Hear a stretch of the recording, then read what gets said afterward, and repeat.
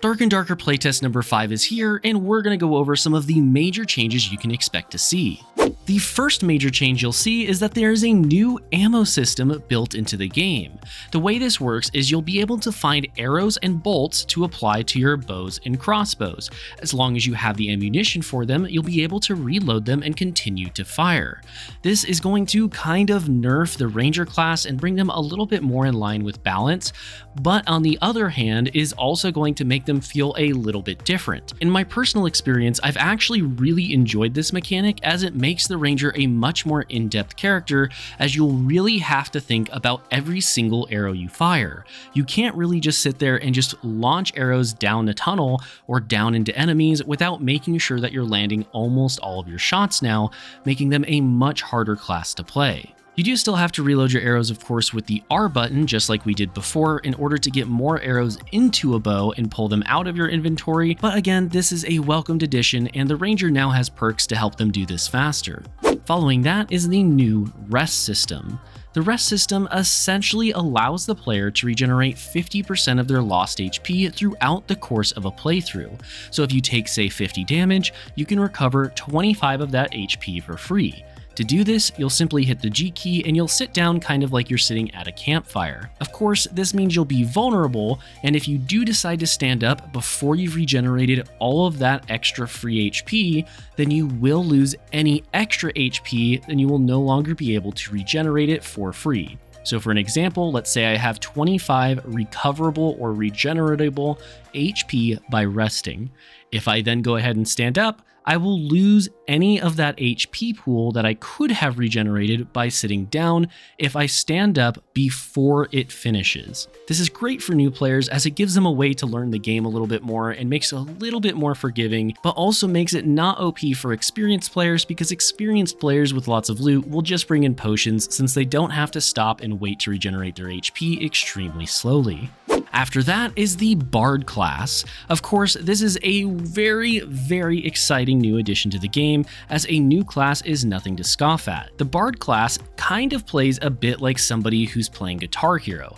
You'll have 4 different songs that you can currently play, each of which provide a different buff or debuff to nearby friendlies or enemies. The first one is going to be Accelerado, which increases your movement speed. The next one is going to be Chaotic Discord, which will make all nearby enemies attack the closest nearby enemy that are NPCs. I don't have to tell you how powerful this can be whenever you're actually around a big horde of enemies. Following that is Peacemaking, which will make it so that nobody within a certain radius of the Bard for a few seconds is able to do any form of attacking. It seems like you'll still be able to cast spells, but you won't be able to do anything that would require you to actually left click aside from casting spells. So for an example, if you're a fighter, you cannot swing, and this does affect allies as well, so you'll have to be careful with how you use it. And then their final ability is going to be Tranquility. What Tranquility does is essentially goes ahead and gives everybody nearby some passive healing for a few seconds. It's important to note that this will only heal your recoverable HP, which is the HP you can recover with your G key. So this isn't your maximum HP like the Cleric can do. Instead, it's that recoverable HP that they could have just recovered from sitting down, but now they won't have to because you can just play your little songs. The best part of all of this, of course, is the fact that the Bard can play songs indefinitely, as they do not have spell slots and can just keep playing.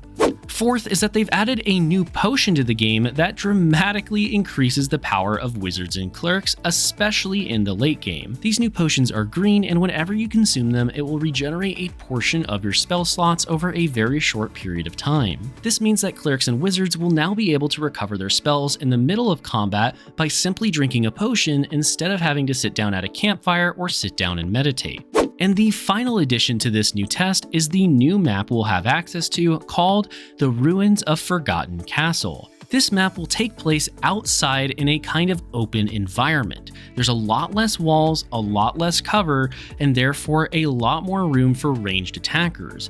We'll also see new enemies here, such as the Wisp and Wolves, which can easily take you out if you don't know how to deal with them. For all intensive purposes, it seems that this map is now the only playable map, but we still can get to the map we previously played on if we do it right. To do this, we'll have to find a red staircase on our minimap, go there, and then find a gate.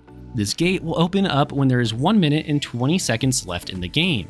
If you walk through it, it will take you into a loading room where you'll then load in to the floor we were previously playing on, which I'm going to call the crypts for the sake of this video. Inside the crypts, you'll now have elite enemies and nightmare tier enemies roaming around, as well as higher tier loot than what you would normally find within any other dungeon that's available in the game. It's important to note that the crypts have also been revamped a little bit, as there seems to be some new enemies for you to fight, such as skeletons with big giant two-handed swords, big giant two-handed spears, and big giant two-handed axes, and yes, they hit very hard. There are of course even more enemies that have been added to the game, but I don't want to spoil that for you, so I'll let you experience it for yourself. Now that playtest number 5 is on its way and so many players are enjoying it, you might want to see more videos about Dark and Darker. And if you do, make sure to check out our channel, as we have tons of Dark and Darker videos, both in shorts form and in long form videos, where you can find out more tips, guides, and all sorts of information that will help you survive in Dark and Darker.